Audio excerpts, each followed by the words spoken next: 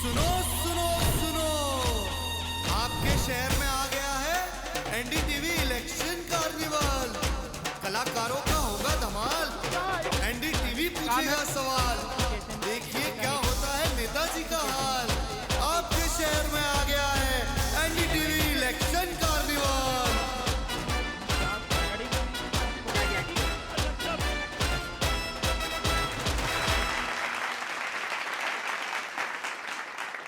नमस्कार, मैं हूं जितेंद्र दीक्षित।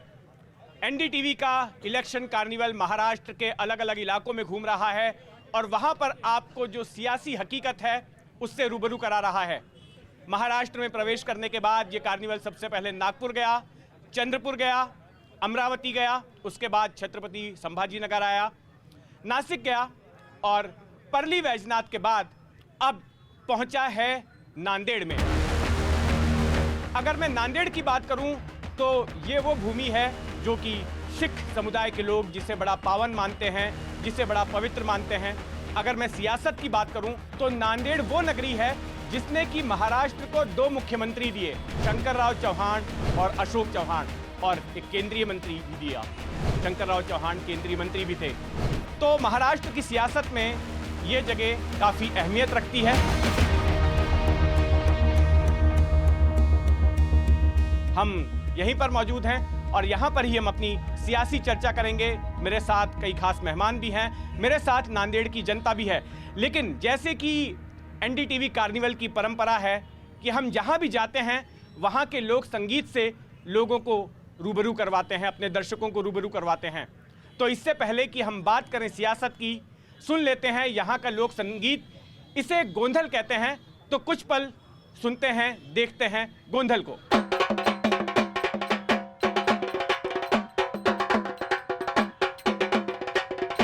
झाली आठवण मंगळवाराची, झाली आठवण मंगळवाराची, कडी उघड अंबाबाई दाराची, कडी उघड अंबाबाई दाराची, कडी उघड अंबाबाई दाराची, झाली आठवण मंगळवाराची, झाली आठवण मंगळवाराची, कडी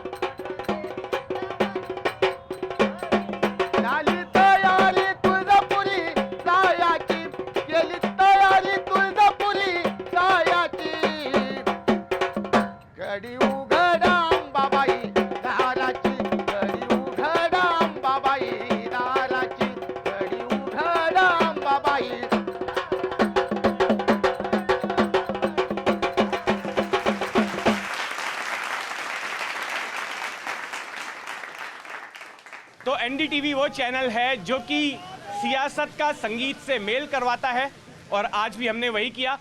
अब बात करते हैं यहाँ के मुद्दों की, यहाँ की सियासत की। और इस बातचीत के लिए मेरे साथ कार्निवल के मंच पर कुछ खास मेहमान मौजूद हैं। मैं संक्षेप में आपका उनसे परिचय करवाता हूँ। मेरे साथ में बीजेपी का प्रतिनिधित्व कर रहे हैं प्रवीण साले जी। प्रवीण जी, आपका स्वागत है। मेरे साथ कांग्रेस से महेश देशमुख हैं। महेश जी, आपका स्वागत है।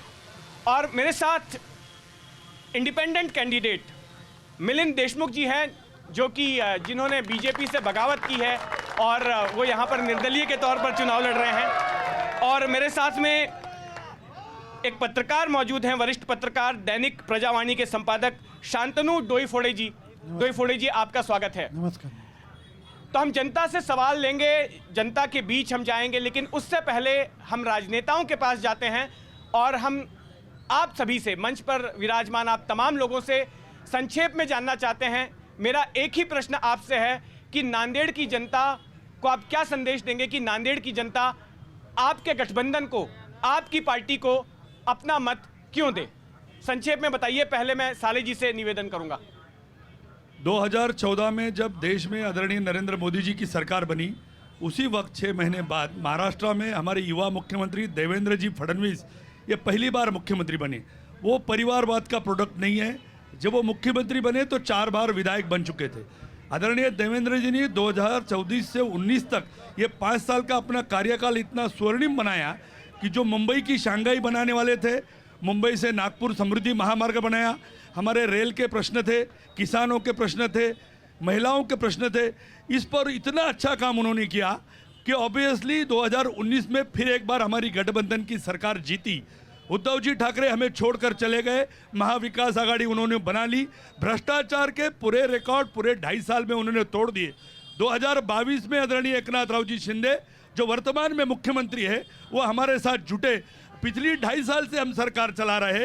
एक युवा मुख्यमंत्री एकनाथ राव शिंदे, हमारे डैशिंग नेता देवेंद्र फडणवीस और अजित दादा पवार ये महायुति की सरकार चला रहे हैं।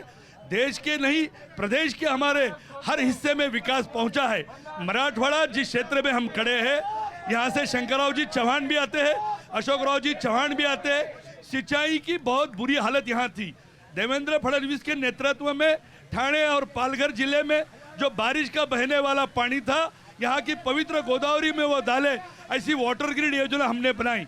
इस योजना ने किसानों का काफी लाभ होना है।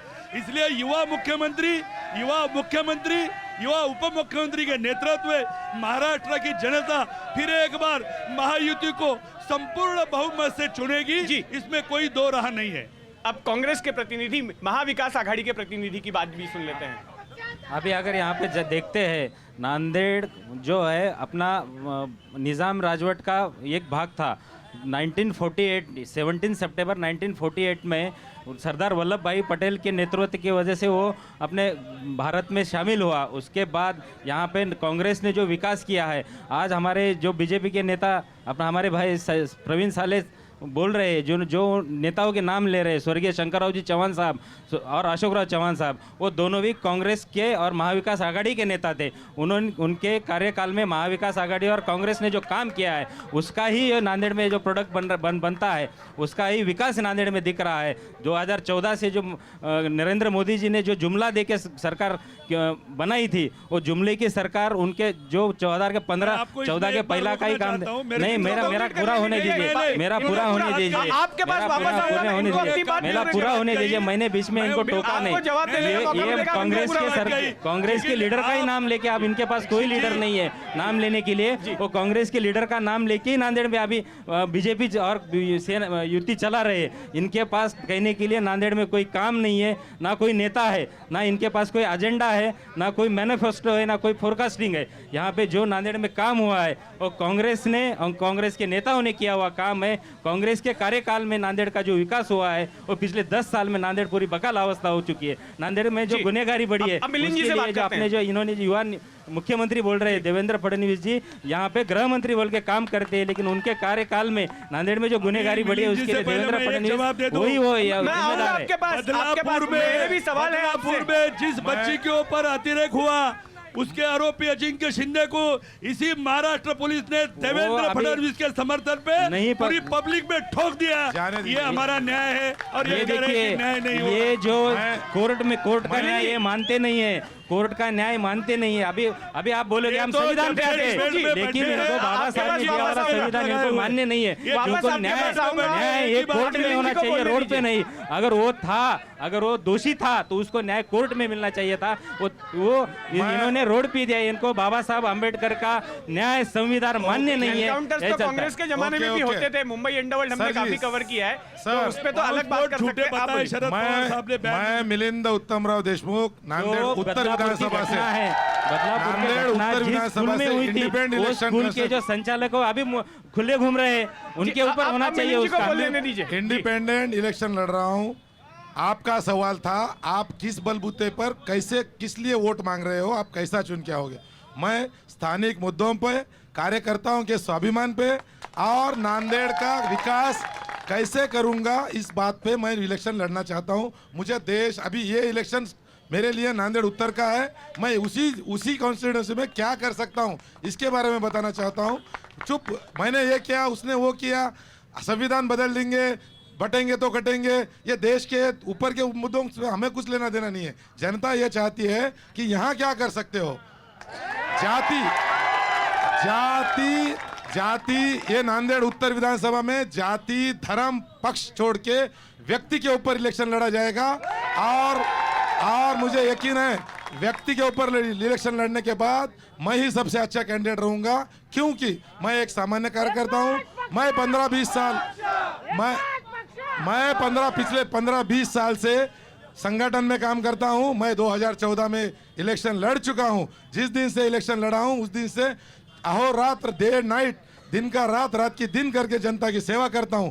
मेरा नसीब है ये प्रोग्राम जहां चल रहा है, ये मेरी मिसेस यहाँ से कारपोरेटर है, ये प्रभाग में देखिए जनता को किसी को भी कोई पार्टी नहीं, कॉमन मैन को पूछिए कि काम क्या होता है।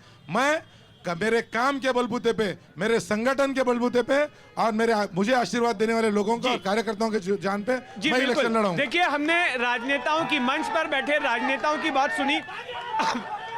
अब हम बात सुनते हैं वरिष्ठ पत्रकार की। डोईफोड़े जी, आपसे मेरा निवेदन है कि आप पूरे नांदेड़ की जो सभी सीटें हैं, 9 सीटें, पूरे जिले के बारे में एक ओवरव्यू दीजिए कि यहाँ का पॉलिटिकल पिक्चर क्या है। नहीं, देखिए, आज से कम 6 महीने पहले तक जब अशोक चौहान जी भाजपा में आने के पहले यहाँ बिल्कुल पोलराइज पिक्चर था। अशोक चौहान पूरी कांग्रेस का नेतृत्व करते थे और भारतीय जनता पक्ष की तरफ बड़ा नेतृत्व भी नहीं रहा, तो भी भारतीय जनता पक्ष और शिवसेना का यहाँ अच्छा अस्तित्व अशोक चौहान जी के खिलाफ में यहाँ रहा है। अगर यही सिनारियो अशोक चौहान जी के भारतीय जनता पक्ष में जाने के बाद का अगर आप देखोगे तो मुझे लगता है कि भारतीय जनता पक्ष की ताकत तो ज़रूर बढ़ गई है, मगर सीटों में इसका परिवर्तन कैसा होता है ये देखना बहुत आश्चर्य की बात है। इसका कारण यह है कि अशोक चौहान जी भारतीय जनता पक्ष में आने के बाद भी नांदेड़ में लोकसभा में 2024 में भारतीय जनता पक्ष को हार का स्वीकार करना पड़ा है। अगर यही गणित रहा तो मुझे लगता है कि भारतीय जनता पक्ष के लिए अशोक चौहान जी के आने के बाद भी लड़ाई इतनी आसान नहीं है जितनी लगती थी। अगर आज की तारीख में देखें तो ये लड़ाई जोड़ा संतुलित लड़ाई है और मुझे लगता है कि महाविकास आघाड़ी और भारतीय जनता पक्ष दोनों को बराबर की चांस यहाँ है, ऐसा मुझे लगता है। अपने चुनावी सफ़र के दौरान हम पहुँचे हैं नांदेड़ में और मेरे साथ मौजूद हैं बीजेपी के दिग्गज नेता और महाराष्ट्र के पूर्व मुख्यमंत्री अशोक चौहान जी। अशोक चौहान जी की सुपुत्री श्रीजया चुनाव लड़ रही हैं नांदेड़ शहर के पड़ोस की एक कॉन्स्टिट्यूंसी है भोकर, वहाँ से वो बीजेपी की उम्मीदवार हैं। चौहान साहब, आपसे मैं समझना चाहूँगा कि लोकसभा चुनाव जो चंद महीने पहले हुए थे तब से लेकर अब तक आप हवा में किस तरह का बदलाव देख रहे हैं, खास करके आपके इस इलाके में, क्योंकि हमने देखा कि लोकसभा चुनाव में जो है जो परफॉर्मेंस उम्मीद की गई थी महायुति की ओर से वैसा परफॉर्मेंस हुआ नहीं, एक मार झेलनी पड़ी महायुति को। और अब विधानसभा चुनाव के दौरान आप क्या स्थिति में परिवर्तन देख रहे हैं? देखिए, परिवर्तन से भी ज़्यादा परिवर्तन निश्चित तौर पर है, क्योंकि स्टेट से रिलेटेड इश्यूज आम आदमी के है, राज्य के किसानों के है, युवा वर्ग का है, महिलाओं के है, तो स्वाभाविक है फोकस एक अलग हो जाता है जब स्टेट का चुनाव आता है। पर लोकसभा और इस चुनाव में बहुत अंतर है। बहुत सी बातें तो कैंडिडेट के इमेज, कैंडिडेट की परफॉर्मेंस कैंडिडेट से भी जुड़ी हुई रहती है। तो लोग ज़रूरी नहीं कि जब पार्टी को वोट देते हैं तो पार्टी के साथ साथ कैंडिडेट को भी नापते हैं, उसका भी परफॉर्मेंस देखते हैं। तो कुल मिलाकर स्थिति ऐसी हो जाती है कि पार्टी की छवि, पार्टी का काम और कैंडिडेट की परफॉर्मेंस, ये दोनों मिलाकर ही स्थिति जो पॉजिटिव या नेगेटिव बनती है, उसका प्रमुख कारण ये भी है। तो मैं समझता हूँ लोकसभा और आज के चुनाव में बहुत अंतर है। मैं खुद ये महसूस कर सकता हूँ 2019 में जब मैं लोकसभा लड़ा था कि 19 में लोकसभा में लोग मोदी जी को चाहते थे, तो स्वाभाविक है उसी कॉन्स्टिट्यूंसी से जो मेरे को लाखों से लीड मिलती थी, बहुत कम लीड मिली और लोकसभा का चुनाव 2019 में मैं हार गया था, कांग्रेस से हार गया था। पर उसी के बाद 4 महीने के बाद में जब चुनाव आया विधानसभा का, तो उसी कॉन्स्टिट्यूंसी में 1 लाख से चुन कर आया। तो ये एक कॉन्ट्रास्ट है जहाँ पर लोग अलग अलग पैटर्न सोचते हैं, लोगों का सोचने का ज़रिया अलग है, तो they want me but they have some choice regarding performance नहीं, आल्सो। बिल्कुल आप सही कह रहे हैं कि दोनों चुनाव में कई मुद्दों में फ़र्क होता है, लेकिन कुछ एक मुद्दे हैं जो मुझे लगता है कि दोनों चुनावों में देखे जा रहे हैं, जैसे कि मराठा आरक्षण का मुद्दा है। मराठाओं की नाराज़गी का नुकसान जो है महायुति को झेलना पड़ा था, और अभी भी आपको लगता नहीं कि वो मराठा फैक्टर रेलेवेंट है? आप अलग अलग इलाकों में घूम रहे हैं चुनाव प्रचार के लिए।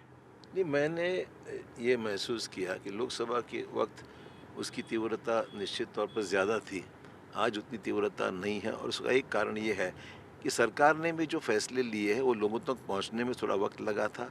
हम जहां भी जाते हैं तो पहले मैं खुद ये इशू उठाता हूं कि मराठा आरक्षण में सरकार ने 10% रिजर्वेशन घोषित किया, सिर्फ घोषित ही नहीं किया, उसका अमल भी किया है। जहां जॉब्स है सरकार के, वो जॉब्स के ज़रिए लोगों को एम्प्लॉयमेंट मिला है, हेल्थ डिपार्टमेंट है, पुलिस डिपार्टमेंट है, और अन्य डिपार्टमेंट्स जहाँ जहाँ गवर्नमेंट का रिक्रूटमेंट हुआ है, उस रिक्रूटमेंट के ज़रिए लोगों को वहाँ पर एम्प्लॉयमेंट काफ़ी हद तक राहत मिली है मराठा समाज को। तो एक ये सक्सेस स्टोरी है। उसके बाद में सर्टिफिकेट जहाँ पर कुंडवी का उनका पुराना ये रिकॉर्ड पाया गया, उनको ओबीसी के सर्टिफिकेट दिए गए, ये भी बहुत बड़ी उपलब्धि मराठवाड़े में है। तो केसेस कहीं पर जहाँ नॉमिनल केसेस थे, एजिटेशन के पॉलिटिकल केसेस थे, वो विड्रॉ हो चुके हैं। आई थिंक ये लोगों को सारथी से कर्जा मिल रहा है पढ़ने के लिए, मेरिट में आने के लिए। मैंने समझा है कि रिजर्वेशन से जॉब्स मिलते हैं इमीडिएटली, ये आपकी गलत फहमी है। चाहे वो एससी हो, एसटी हो, मराठा हो, बीजेएनटी हो, सभी के लिए पढ़ना तो अनिवार्य है, मेरिट में आना अनिवार्य है, और मेरिट में आने के बाद में फिर आपका नंबर उस मेरिट में जो कोटा रखा है 10%, उसमें आपका लग सकता है। वहाँ होता नहीं तो इकोनॉमिक वीकर सेक्शन है, दोनों में से एक चॉइस कोई भी आप ले सकते हैं। जो मोदी जी ने कॉन्स्टिट्यूशनल अमेंडमेंट करके जो ये 10% EWS दिया था, उसका भी बेनिफिट निश्चित तौर पे मिल रहा है। तो मुझे लगता है कि ये सब चीज़ें जब हम समझा के लोगों तक पहुँचाते हैं तो पीपल आर क्वाइट हैप्पी कि नहीं ये हुआ है, क्योंकि ये बातें नीचे तक जाती नहीं है, समझाई जाती नहीं है, एंड देन बहुत ज़्यादा कन्फ्यूजन या लोगों में जो ये होता है कि नहीं मिला है, उसको सच्चाई बताना ज़रूरी है, और सच्चाई बताने के बाद में काफ़ी हद तक परिवर्तन होता है।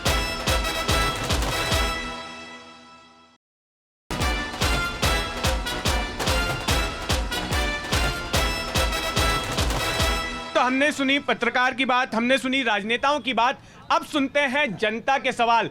मेरा आप सभी से निवेदन है, देखिए आप सवाल पूछेंगे, आप यहाँ पर कोई भी जो है किसी पार्टी विशेष का भाषण नहीं देंगे, कोई ज्ञान नहीं देंगे, आपका काम है सवाल पूछना, मंच पर मौजूद लोगों का काम है जवाब देना। तो मैं आपके पास आऊँगा आपके सवालों के लिए। शुरुआत करते हैं, यहाँ पर मेरे साथ कुछ युवा भीड़ में मौजूद हैं, उनसे हम लेते हैं उनके सवाल। सर, महाविकास आघाड़ी हो या महायुति हो, मुझे कुछ लेना देना नहीं। तरुणों का एक कार्यक्रम है रोजगार, कहाँ रोजगार है? यहाँ पे 70,000 करोड़ के स्कैम के जिसको आरोप किए थे वो आज डिप्यूटी सीएम है। जिन लोगों ने आदर्श का स्कैम किया था वो मोदी जी के बाजू में है। आज तरुण युवाओं के प्रश्न बाजू में है। यहाँ पे नांदेड़ का कोई भी एक स्टूडेंट, मुझे एक बताओ, पुणे बेंगलोर जाना पड़ रहा है, नांदेड़ के MIDC में कहाँ इंडस्ट्री है? सारे लोगों को बाहर जाना पड़ रहा है। मुझे कुछ लेना देना नहीं है उद्धव ठाकरे आए या फडणवीस आए। मेरा कॉमन मैन के जो प्रश्न है वो कौन संबोधित करने वाला है, और आज के यहाँ के जो उम्मीदवार है वो कल पार्टी छोड़ के उनके पक्षों में जाए तो मेरा प्रश्न कौन सवाल आंसर करने वाला है, ये बहुत बड़ा प्रश्न है। सुबह एक पार्टी में, शाम में एक पार्टी में, और सत्ते के बाद दूसरे पार्टी में जा रहा है। 2014 में जो PM के कैंडिडेट हमारे मोदी जी थे, वो लोगों ने शपथ ली थी कि जब मैं चुन के आऊंगा तब मैं वो कारगिल के जवानों के जो फ्लैट हड़पे हैं उनको मैं जेल में डालूंगा। आज आपने उनको राज्यसभा का सांसद देके पुरस्कार किया है, ये कौन सी राजनीति है? एक यूथ का ये सवाल है। आज ये जो रोड है, 1 महीने पहले यहाँ रोड नहीं था, अभी रोड चालू है क्योंकि वोटिंग का समय है।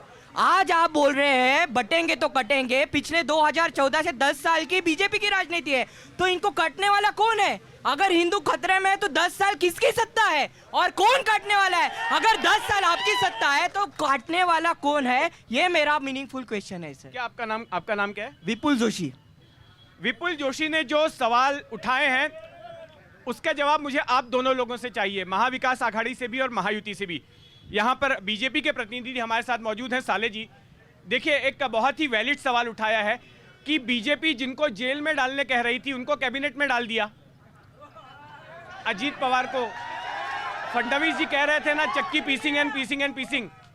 प्रधानमंत्री आते हैं, 70,000 करोड़ के भ्रष्टाचार की बात करते हैं, हफ्ते 10 दिन बाद वही अजीत पवार साथ में दिखते हैं कैबिनेट में। अशोक चौहान के ऊपर आरोप लगाए जाते हैं आदर्श घोटाले के, लेकिन वो भी आपकी पार्टी में शामिल हो जाते हैं। तो पहले तो मुझे आपसे इस पर जवाब चाहिए। जब इतनी ही अहमियत है इन विषयों की, तो जब इन पर आरोप लगे थे तो इन्हीं अशोक चौहान के ऊपर कांग्रेस पार्टी ने उसी वक्त कार्रवाई क्यों नहीं की? जब भाजपा आरोप करती थी तो कांग्रेस उनका समर्थन उस वक्त क्यों कर रही थी? जब अब वो भाजपा में शामिल होते तो अब उनके विरोध में क्यों बोल रहे हैं? उस वक्त जांच का मतलब है जांच होनी चाहिए, बराबर है, जांच होनी चाहिए। लेकिन ये सवाल आम जनता ने पूछा है, कांग्रेस तो आरोप लगा ही रही है, लेकिन लोगों के सवाल भी हैं। आम जनता का भी लड़का अगर पॉलिटिकल क्वेश्चन पूछता होगा और आम जनता की बात छोड़कर राजनीतिक सवाल आते होंगे तो उसके जवाब भी राजनीतिक ही आएंगे। अगर वो कहते हैं आप बताइए, जिनको भ्रष्टाचारी बता रही है बीजेपी, बीजेपी ने उनको क्लीन चिट नहीं दी। बीजेपी हमारे अलायंस है, क्लीन चिट लेकिन नहीं है उनके तो ऊपर जो आप कार्रवाई जो उनको कोर्ट में पुरस्कार चालू दे रहे है हैं, उसका क्या वो मतलब है? निरंतर चलेगी। ऐसे कई केसेस आप देख सकते हैं। अजीत जो पवार PDP जी के साथ BJP ऊपर थी, 70,000 उस कारण करोड़ से का वो घोटाले का भाजपा आरोप था, कार्रवाई और कम उनके नहीं साथ हुई। में बैठ के JDU वो के साथ हम थे, बिरयानी राइस खा वहाँ रहे। मैं अपने अभी मित्र से कहना उनको- चाहता हूँ, इनके जब जो अपना देवेंद्र टाइम फडणवीस है, जी थे, जब अपना वो टाइम है, तो वो जो बोले थे ये कि बहुत किसी भी ज्ञानी हमारे तरह दोस्त हैं, किसी भी तरह लेकिन वो वो अपने अजित हाथ पवार के रखिएगा, साथ आप नहीं अपनी बात बैठेंगे, कर लो। किसी मैं भी इनसे तरह वो सवाल कर रहा हूं। अजित पवार के साथ नहीं बैठेंगे। वो बोले थे वो शादी नहीं करेंगे, फेयर नहीं करेंगे, अनफेयर नहीं करेंगे, घर के अंदर नहीं करेंगे, घर के बाहर नहीं करेंगे, लेकिन उन्होंने सब बाराती लेके जाके शादी मनाई और उनके साथ हनीमून भी मनाया। उनको बारातियों को भी खाना खिलाया। वो अजित पवार साहब जो है जेल में रहना चाहिए, वो बाहर एंटनी जो भारत के रक्षा मंत्री थे, उनके पत्नी ने एक पोर्ट्रेट बनाई जो कांग्रेस कांग्रेस में जिनके ऊपर आरोप हुए उनका राजीनामा लिया, उनका प्रियंका गांधी ने पोर्ट्रेट बनाई, हरियाणा सरकार ने 2.5 करोड़ में जिनके ऊपर आरोप विपुल जी, हुआ। परिवार अच्छा, वो तो ठीक है, वो जवाब दे रहे हैं। क्या जवाब देंगे? सीएम बना के अपने आप में भ्रष्टाचार इस की युवा ने बुखार है। जो सवाल उठाया है उस पर आपका क्या कहना है? इस युवा ने भ्रष्टाचार के अलावा और भी मुद्दे उठाए नांदेड़ से जुड़े हुए, उस पर आपका क्या कहना है? नांदेड़ में जो विकास हुआ है, देखिए अशोक चौहान जी तो अब से कुछ महीने पहले ही वो बीजेपी में आए हैं, उसके पहले तो वो कांग्रेस में ही थे। नांदेड़ का युवा ये बोलने के लायक क्यों है, ये आप समझ रहे हैं क्या? नांदेड़ में एजुकेशन की जो top class world class facility यहाँ पे अवेलेबल है, यहाँ पे वर्ल्ड क्लास अवेलेबल की वर्ल्ड जो अशोक चौहान जी के ऊपर ये देखिए, अशोक चौहान जी कांग्रेस पक्ष के मंत्री थे, कांग्रेस पक्ष के मुख्यमंत्री थे, वो किसी व्यक्ति ने नहीं लाई, वो सरकार ने लाया हुआ काम है। यहाँ गुरु गोविंद सिंह जी के नाम से जो इंजीनियरिंग कॉलेज है, गुरु गोविंद सिंह जी के नाम से जो मेडिकल कॉलेज है, जो यहाँ पे जो बड़े बड़े शैक्षणिक संस्था बने हैं, उनके वजह से युवा सीखे, पढ़े और इतने काबिल बने कि बड़े शहरों में जाके वो नौकरी करे और वो अपने नांदेड़ को विकसित कर पाए। ये इनके पास ही नेता नहीं है, मुद्दा नहीं है। कांग्रेस पक्ष के उम्मीदवार कांग्रेस पक्ष के नेता को लेके ही ये बात कर रही है। ना ही बीजेपी के कैंडिडेट में दम है, ना कांग्रेस के कैंडिडेट में। एक तो खान कर रहे हैं या खोके कर रहे हैं। आपका कैंडिडेट कॉम्पिटेंट है क्या? आपका कैंडिडेट कॉम्पिटेंट है क्या जो इलेक्शन में खड़ा है? आप उस पर भी तो बोलिए। हमको तो हमारे कैंडिडेट दिखे ही नहीं कभी कॉन्स्टिट्यूएंसी में घूमते हुए, ना इनके दिखे ना इनके दिखे, तो वोट क्यों दे हम पार्टी को? नांदेड़ की जनता को आप टेकन फॉर ग्रांटेड ले रहे, ऐसा नहीं चलेगा। सर मुझे एक बात ये देखिए, एक मिनट जिस कैंडिडेट की बात हो रही है वो खुद यहाँ पे नहीं है, जो आमदार है यहाँ पे उनको जवाब देने का चांस ऐसा है। वो आपका मुद्दा नहीं है क्योंकि यहाँ पर गेस्ट लिस्ट तैयार की गई है। हाँ, क्या अपनी बात नांदेड़ उत्तर के विधानसभा के बारे में होनी चाहिए थी। हमारे नांदेड़ उत्तर में इतने बहुत बड़े घोटाले करके रखे वाले आमदार साहब ने एक पुल बनाया, वो भी चला गया। जितने पुल बनाए उतने बिल खाके डकार दे दिए। आमदार साहब के बारे में बोलना चाहिए अपने लोगों ने। तुम बातें कर रहे ऊपर की बात नहीं करनी चाहिए। सवाल पूछना, सवाल सर मी एक संशोधक विद्यार्थी आहे। सर मी एक संशोधक विद्यार्थी आहे। शांत होता रे। सर संशोधक विद्यार्थ्याचा विषय आहे, ज्यावेळेस तुम्ही बेरोजगारीचा विषय बनवतो। हिंदी में पूछिए। सर हम यहाँ बेरोजगारी पे- के ऊपर जो बात करते हैं, यहाँ पे जो किसी मैं आवाज कांग्रेस को भी दबाने का पूछना काम चाहता हूँ और देखिए, भाजपा को भी पूछना चाहता अपने हूँ। सर, वो इंडिपेंडेंट बात कैंडिडेट सुन के नहीं रहे। जो समर्थक है वो एक व्यक्ति का आवाज दबाने का काम यहाँ पे हो रहा है। आप यहाँ पे देख रहे हैं जो एक व्यक्ति का आवाज दबाने का काम यहाँ पे हो रहा है। ये बात बहुत असंवैधानिक है और मैं इसका निषेध करता हूँ। किसी का आवाज दबाने का काम अगर नांदेड़ में हो रहा है तो कांग्रेस पार्टी और महाविकास आघाड़ी उसको नहीं सपोर्ट करेगी। मैं उसका निषेध करता हूँ। किसी आम देखिए, आदमी का मेरा आप आवाज सभी दबाने से का काम निवेदन अगर यहाँ पे हो रहा है, है आप तो सबको उसका पूरा मैं देश निषेध देख करता रहा हूँ। है। नांदेड़ का नाम खराब मत होने दीजिए। हम चाहते हैं कि ये बहस जो है बहुत ही अच्छे माहौल में हो और सब लोग एक दूसरे से चर्चा करें। यहाँ पे हम चाहते हैं कि ये बड़े ही अच्छे माहौल में इस पूरे बातचीत को जो है, जी बताइए। जी, मेरा कांग्रेस के सदस्य को सवाल है। इन्होंने अभी एक बहुत बड़ी गलत बात की है। यहाँ पे इन्होंने अपने कंधे से भगवा शेला निकाल के पीछे दे दिया है। ये कांग्रेस के सदस्य ने इनके गले में अभी भगवा था। भगवे से क्यों इतना विरोध है? भगवे से क्यों? हमारा भगवे से विरोध नहीं है। भगवा मेरे गले में था, मेरे दिल में है। मिलिंद जी, मेरा हमको आपसे हमारा सवाल है। हिंदुत्व सिखाने की जरूरत नहीं है। आप लोग बैठ जाइए। अरे थांबा. क्या? अरे गर्दा करू नका रे. शांत बसा. आनंदराव. अरे थांबा. मिलिंद जी, हे बघा. जी, भगवा हमारे दिल में है। भगवा हमारे दिल से हिंदुत्व कोई हमें सिखाने की जरूरत नहीं है। भगवा हमारे दिल में है। अरे डिबेट हो दिल में जाए. है हमारे भगवा। कोई नहीं, दिल भगवा हमारे दिल में है। मेरा आपसे प्रश्न है कि हमारे दिल में है। अपनी आपके तो पार्टी भी से उम्मीदवार बगावत के करके पास भगवा नहीं यहाँ था। पर निर्दलीय मैं के पहन तौर के आया पर था। अपना पर्चा ये क्यों भगवे भरा? की जरूरत जबकि यहाँ पर ये सीट है। गठबंधन के मुताबिक शिंदे सेना के पास में गई है। इस पर आपका जवाब चाहिए। मैं जिस पार्टी में था उस पार्टी का कैंडिडेट यहाँ नहीं था, इसलिए मेरी बगावत मेरे पार्टी के साथ हो नहीं सकती। और अगर जिस पार्टी में था उस पार्टी का संगठन अच्छा था, पूरा काम अच्छा था, तो नांदेड़ महानगर में एक भी सीट मैं जिस पार्टी में था उस पार्टी को छोड़ी क्यों नहीं गई। कल कार्यकर्ताओं को नगर पालिका लड़ाना है, पंचायत समिति लड़ाना है, जिला परिषद लड़ाना है। उसके लिए अगर वो पार्टी ने वो सीट छोड़ी नहीं है तो मैं उस पार्टी के खिलाफ नहीं खड़ा हूँ। मैं वो महायुति में जिस दूसरे पार्टी को सीट गई है उसके खिलाफ खड़े वाला हूँ। वो कैंडिडेट के बारे में पूरे कॉन्स्टिट्यूंसी में नाराजी है, उसके काम गंदे हैं। वो आमदार है या उनका पीए इश्तियाक आमदार है, इसका भी पता नहीं चलता है। देखिए, नांदेड़ उत्तर विधानसभा पूरा उनका पीए चलाता है। अगर आमदार साहब पूरा आमदार की चलाते हैं तो उन्होंने यहाँ आना चाहिए था।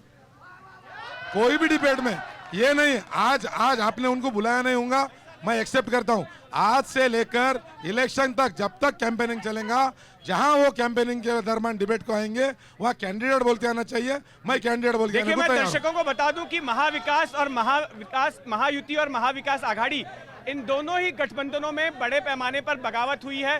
कई लोगों ने टिकट ना मिलने की वजह से या फिर सीट अगर किसी दूसरे घटक दल के पास गई है तो फिर निर्दलीय के तौर पर पर्चा भरा है। और ऐसे ही हमारे साथ मिलिंद देशमुख हैं। हालांकि ये अपना कारण बता रहे हैं कि इन्होंने क्यों निर्दलीय के तौर पर यहाँ उतरे। ये बीजेपी के सदस्य रहे हैं।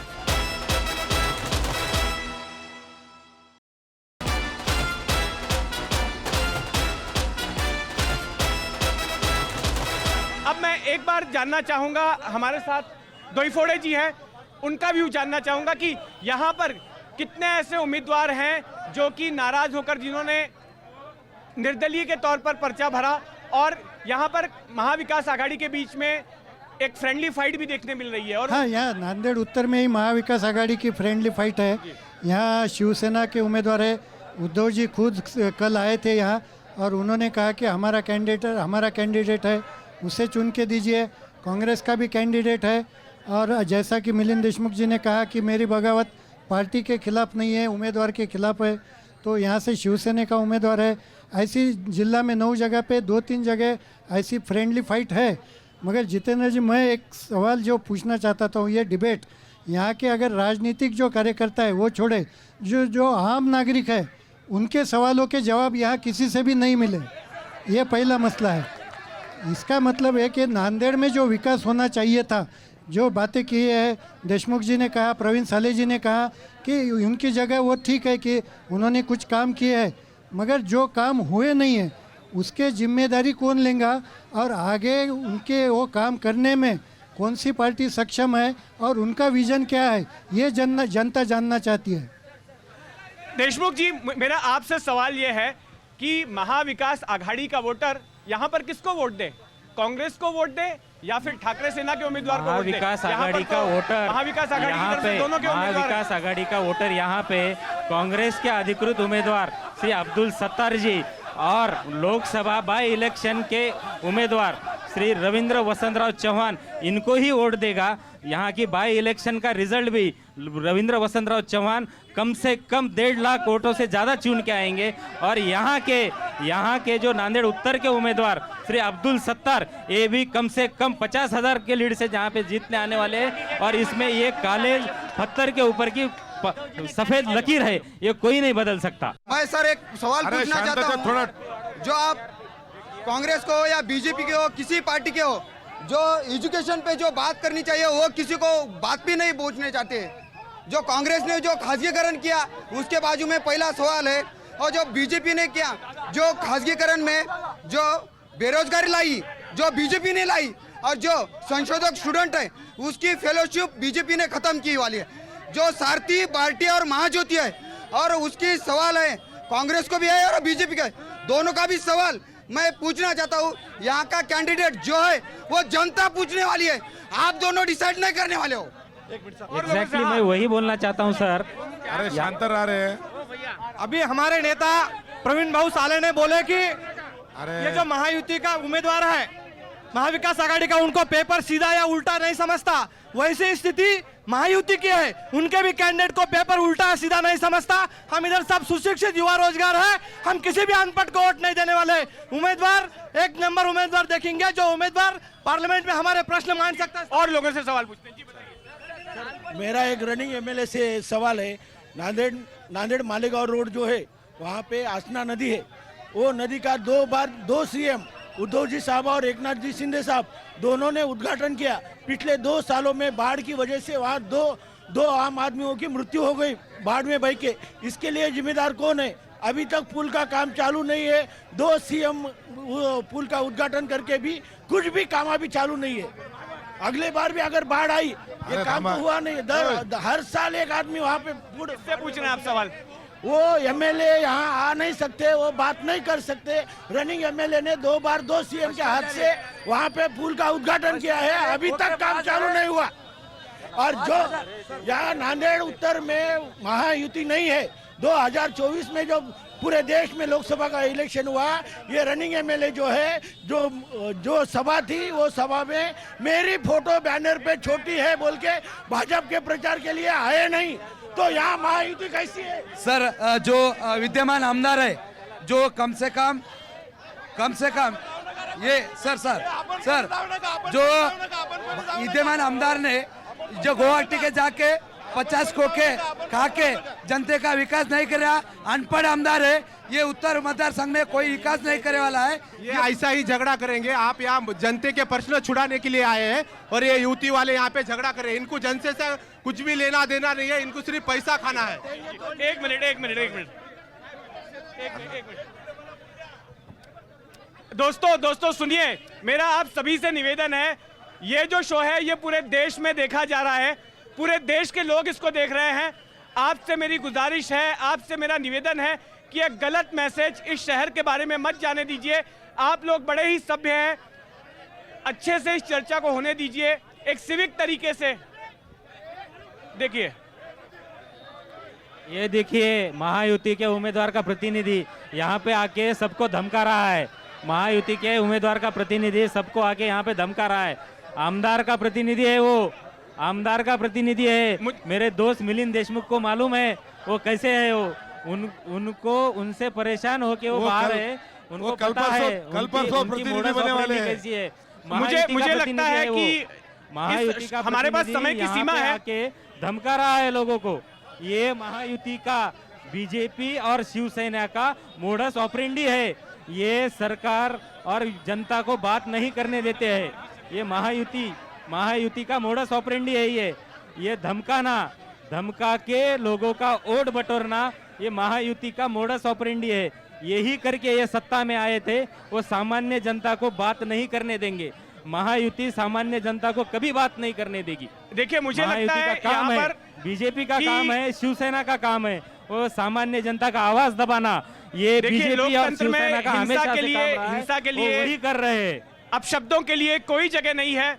हम चाहते हैं कि एक हेल्दी, एक स्वस्थ डिबेट हो, ताकि लोगों को अपने मताधिकार का प्रयोग करने में आसानी हो सके, वो अपना कोई मत निर्माण कर सकें कि किस पार्टी को वोट देना है, किस उम्मीदवार को वोट देना है, और इसके लिए एक स्वस्थ चर्चा जरूरी है। तो मेरी आप सभी से गुजारिश है कि शांत तरीके से, सभ्य तरीके से अपना सवाल पूछें और यहाँ पर किसी प्रकार की हिंसा या हाथापाई ना करें।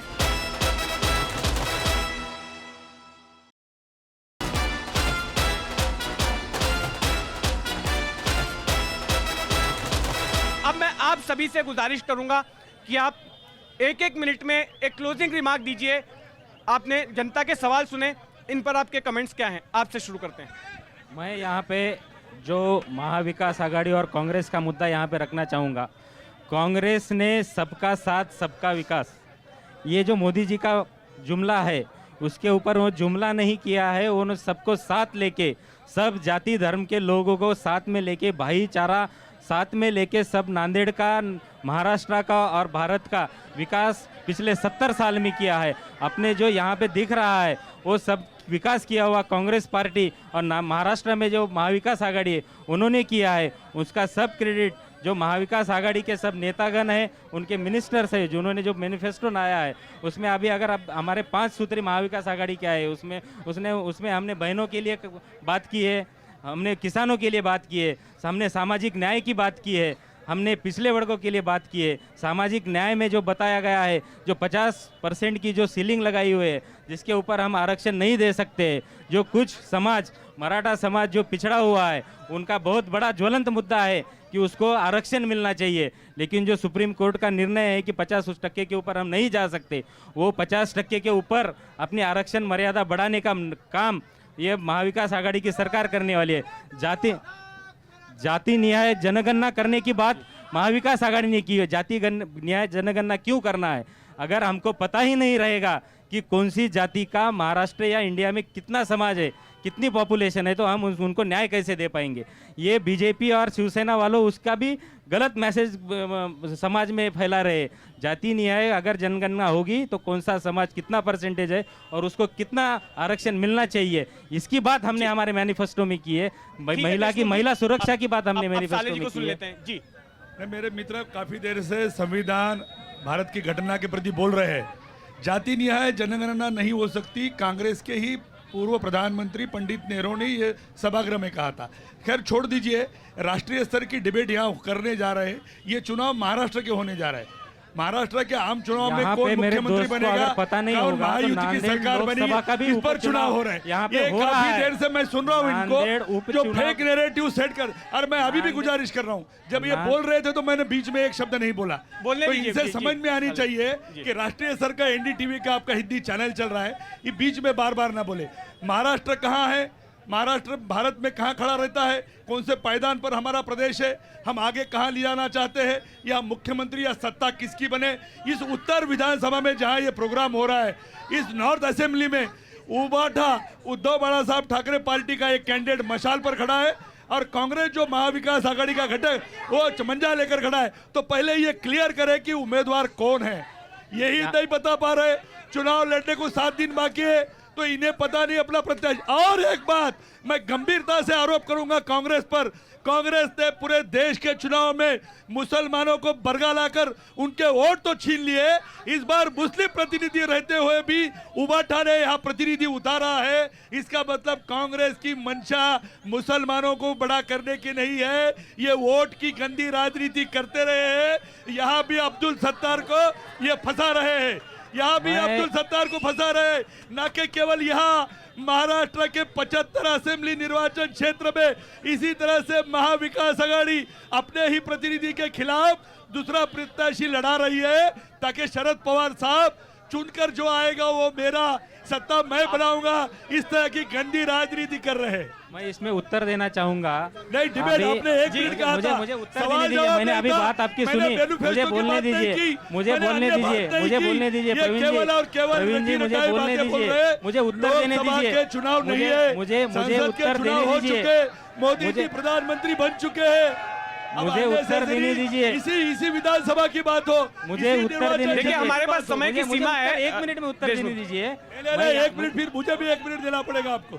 इसी ठीक है, 1 मिनट आप, 1 मिनट आप। ये प्रत्याशी आप इनसे नहीं पूछ रहे, मुझे बात करने दीजिए ना, नहीं पूछ रहे, मुझे बात करने दीजिए ना, मुझे बात करने दीजिए, मुझे बात करने दीजिए, मुझे बात करने दीजिए। नांदेड़ उत्तर विधानसभा में अभी खत्म नहीं होगा को साथ लेके राजनीति करने देश की बात नहीं चाहिए, यहाँ विधानसभा की बात चाहिए। नांदेड़ उत्तर विधानसभा मुझे बात करने दीजिए। देश का चुनाव नहीं है, देश के लिए सिर्फ एक सीट का चुनाव है। इन्होंने बोला ये नांदेड़ उत्तर विधानसभा का चुनाव है। क्या बोले? चुनाव की यही की बात होनी चाहिए, देश की बात नहीं होनी चाहिए।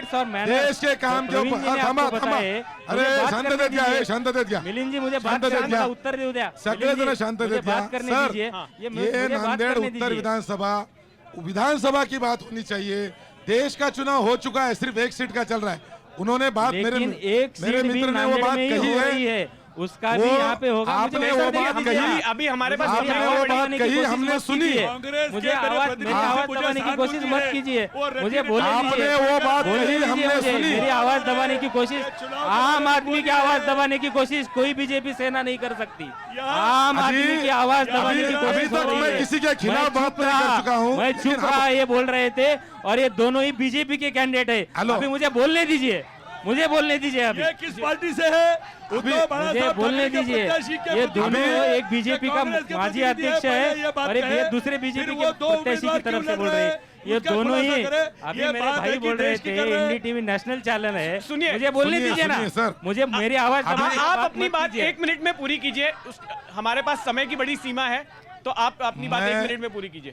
सबको 1-1 मिनट दीजिए। अरे थांबा, मुझे मेरी बात कहनी है। तो नांदेड़ उत्तर विधानसभा की बात चल रही है, तो विधानसभा की उनको पूरा समय दिया था। उन्होंने देश, संविधान सब बात कर ली। मैंने किसी को टोका नहीं है और किसी के विरोध में बात नहीं की। मेरे को अभी उनको ही मेरा सवाल है, अगर उनके कैंडिडेट का बी फॉर्म पहले मिला था, उनका उम्मीदवार पहले डिक्लेयर हुआ था, तो उनकी पार्टी ने पूरे महाराष्ट्र में उनके कैंडिडेट के खिलाफ यहाँ कैंडिडेट दिया गया, उसके खिलाफ इन्होंने हर जिला, हर तालुका में क्यों गर्दा क्यों नहीं किया उन्होंने? उत्तर, दोनों के उत्तर देने का मौका मिलना चाहिए। आपको मौका बहुत मिल चुका। आवाज और सेना वालों ने महाराष्ट्र के किया है। शहर नांदेड़ से हमारी अगली मुलाकात होगी अब सोलापुर में। धन्यवाद।